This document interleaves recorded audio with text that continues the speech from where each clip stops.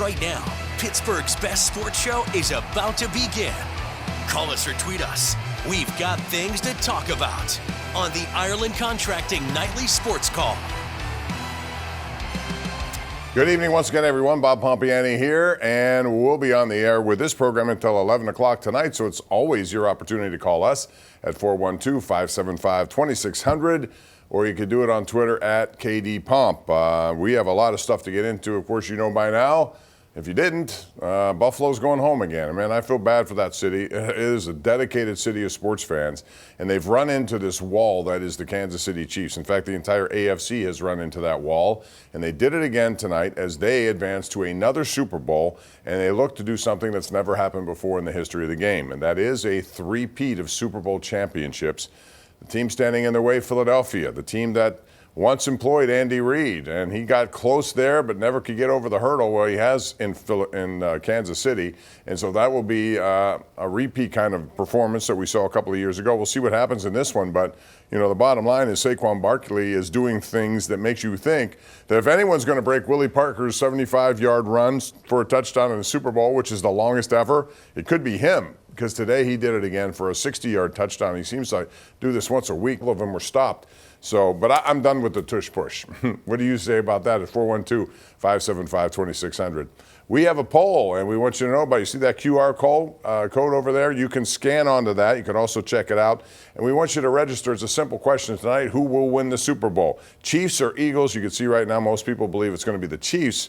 Although I think there is certainly a little Kansas City fatigue going on right now, and perhaps you would like Philadelphia to win. But then again, it's in the state of Pennsylvania, and it's Philadelphia. So who do you root for in this one? Or more objectively, who do you think will win this game? I think Kansas City is poised to do it. They have so much going for them. Their defense is outstanding. That's the one thing that, to me, is just separates them. They don't have a lot of big names. Chris Jones is on that. They have a lot of guys who know how to play. They don't miss tackles. And they certainly come after you. And Steve Spagnuolo, who was Andy Reid's defensive coordinator in Philadelphia when he was there, and now here in Kansas City. KDKA.com poll, you see who will win the Super Bowl. I'd love to hear from you. Also call us. We'll talk about the Penguins, who are now in last place in the Metropolitan Division. There's a trade deadline coming up. What should they do? What will they do? We'll talk to you about that and more as we continue. This is the Ireland Contracting Nightly Sports Call. We are live 7 nights a week right here on KDKA+.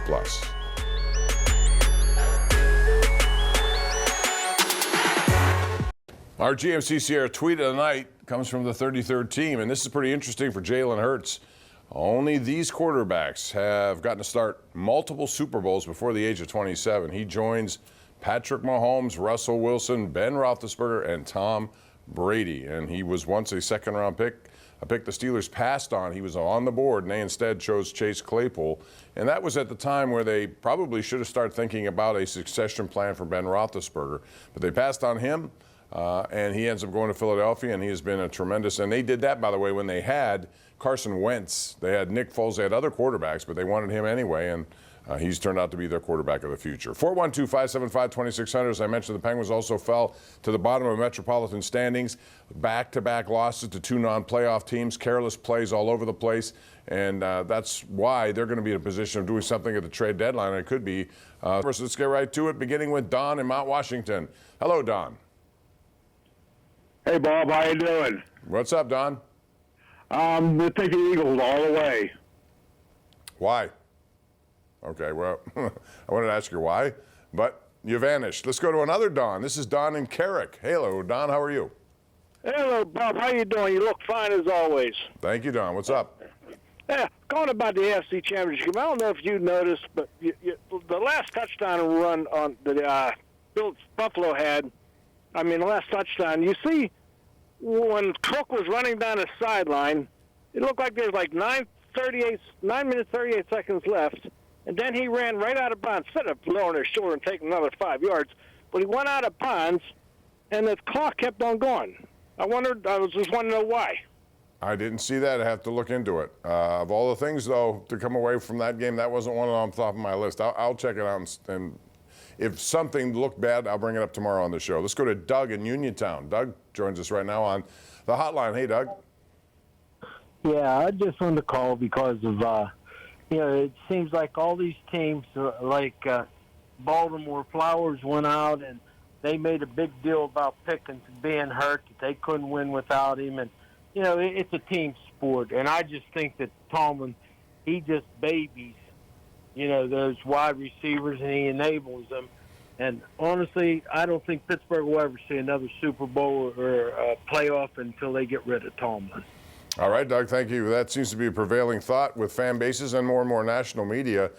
He does have a 3-year extension, so it's not like you would expect that, given what the money they invested in him. I thought, as I said last year at this time, Mike had 1 year left. Probably the prudent play is just to let him play that year out, and we would have been here without any further monetary attachment. But they didn't do that. They signed him. They still like what he represents, but there haven't been playoff wins in 8 years. And as far as wide receivers are concerned, yes, I think a lot of these guys who come in here, you've got to make a standard. He showed up with eye black that said a derogatory word on a primetime game. He was late to the final game of the year. He's been late. The reports are out there. You can't tolerate that, because the more you enable somebody, the more it's likely to happen. I think that's only common sense. And he needs some maturity issues. There's no question about that. That's going to be interesting to see. Will they put money into his future or not? He has 1 year left on a contract, and he does not need to be in the 5th-year option, because he was not a first-round pick. So next year is his last year unless they sign him longer term. Let's go to Frank and Moon. Hello, Frank. How are you? Hey, Bob. How you doing tonight? Doing well. Thanks for calling. Good. Thank you. Hey, I have a question. Doesn't Rooney or anybody in the Steel organization watch these 4 teams that were in these 2 playoffs to understand what an offense looks like? Because these teams run good offenses, and compared to us, we're like minor league. Thank you. Well, I will say this. They know what they're doing in terms of the run game. It's important to have a run game. I think if you watch all of these teams this weekend, and even last weekend, run games are important. But you have to have more than that. You have to have a lot more than just a run game. One has to help the other. And if you just pound the ball and you don't have much help on the wide receiving part of it, then it's going to hurt your run game. And I think that's a lesson you take away from it. But by no means, when you watch Buffalo, they have made life a little easier on Josh Allen by employing and using James Cook a lot more. And their run game carried them through a lot of games this year. And even today, it was very effective for them. Same is true with Philadelphia. Kansas City uses a committee of people, but they get it done that way as well. There are a lot of great teams out there that use the run game, but they also have other things and scheming that makes people come open. The tight ends all throughout this league are used much more than the ones here in Pittsburgh, specifically Pat Freiermuth. And I would make sure that they use the middle of the field more. Slant patterns. You saw the touchdown pass today from Jaden Daniels to Terry McLaurin. Over the middle of the field. Look at what Juju Smith-Schuster did tonight, twice over the middle of the field, making a guy miss. Those are territories that the Steelers hardly ever use, and I think they should use more. 412-575-2600. Bob in the North Hills is on line 4, and right now he's on the Nightly Sports Call. Hey, Bob. Hey, how you doing, Bob? Good, thanks. Can you hear me, sir? Yeah, go ahead. I just wanted to get to the whole point of the defensive coordinator for the Steelers. I mean, they want to keep blaming other coaches and stuff, And, I think that they, Mike McCarthy's available. You think that they might try to pick him up? Well, he's an offensive guy more than he is a defensive guy. But listen, as far as they had the number 1 paid defense in the NFL this year, the Steelers did. So you would expect better performances, especially down the stretch in critical games. When they were 10-3, it wasn't just their offense not coming through; it was their defense allowing a lot of response drives. And all you have to do is look at the Baltimore game. Once Russell Wilson fumbled while going into the end zone, they responded by going 96 yards the other way and scored. At some point, your defense got to pick up your offense when your offense fails you. And so I think it was a two-way street that way. Frank in Franklin Park. I'm always hesitant to take Frank in Franklin Park. Hello, Frank. Hey, Bob. Smorgasbord real quick. So Okay. The first thing is I believe the referees got a halo effect with the Chiefs. I mean, that's been out there for a little bit. But more importantly, I'm appealing to the Steelers' arrogance as an organization. And if you look at these games all weekend, last weekend, we are so far from any of that kind of talent or that run. And when we get told the same after season, interview you do with Mr. Rooney, et cetera, I mean, why should we believe the rhetoric any longer? And I feel, too, as taxpayers, especially when we did Heinz Field, we supported them, we funded it, maybe somewhat with Acrisure, too. I feel like they owe more to the community fan base. Well, I think it's just a matter of whether or not they believe their way has gone stale. And if they recognize that, then they should do something about that. Quite frankly, it is 8 years, and last year, they were not happy with the fact that they lost another playoff game, and this year they followed up with another loss in a playoff situation. It wasn't just losing, it was how they were losing, by being pretty much over by halftime. First quarter scores in those last 6 playoff games are 73-0 after one quarter. That's been well documented, but that it's not even being competitive. That's where you see the disparity, and that's what they have to try to really change and try to do it as fast as they can. They got money to spend. They're going to create some more money, and you would think they're going to make a couple of big free agent splashes, but they need more than that. They got to figure out their quarterback situation. Once you start chasing that, it's a difficult thing to acquire the right guy at the right time. And sometimes it requires a losing season. Again, I'll point out what the Eagles did before this year, where they've won now, 13 out of 14, and they had 2 losing seasons. There was pressure on Nick Sirianni. There were people out there in Philadelphia wanting him to be fired. But they lost. They made adjustments. They drafted well, and here they are back right where they were a few years ago. So this is all part of it.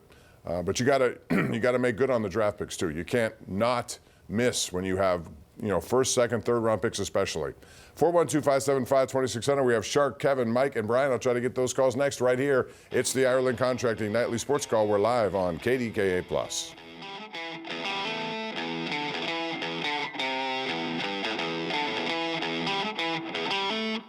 Welcome back. We continue right here on the Ireland Contracting Nightly Sports Call. You see our poll here. You can hit it up, kdk.com/connect. Who will win the Super Bowl? And if I look at it now, the Eagles. Early on in this program, it was all Philadelphia had the lead. Now the Eagles, and a lot of people are probably just fatigued of Kansas City every single year, but it's 67% to 33%, so you could vote, and we'll let you know how that goes by the end of the show. And right now it's the Eagles who are winning. I'm not sure if they're favored.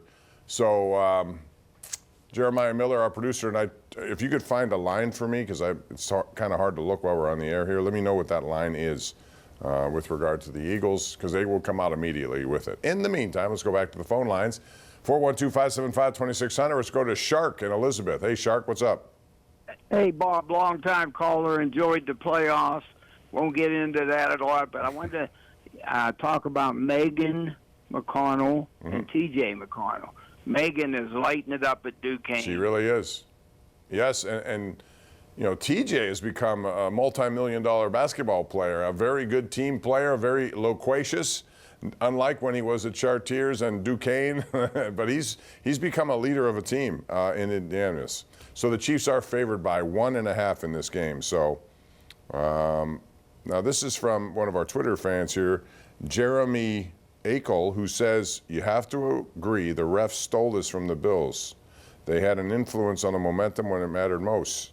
See, okay, you can make whatever statement you want about the referees in this game or whatever about them. I understand it, and there were certainly last week some calls. Tonight, not so much. I thought that was one hell of a football game. And quite frankly, Kansas City is one of those teams you'd aspire to be like. They do it even though they've lost key players over the years, like Tyreek Hill and others. That's going to wrap it up. Sorry I couldn't get to more calls here. Join us tonight at 11:20 for the news. We have no showdown tonight, so we won't be having the #1 Cochran Sports Showdown because of a CBS program that will air instead. Good night, everyone. We'll see you tomorrow.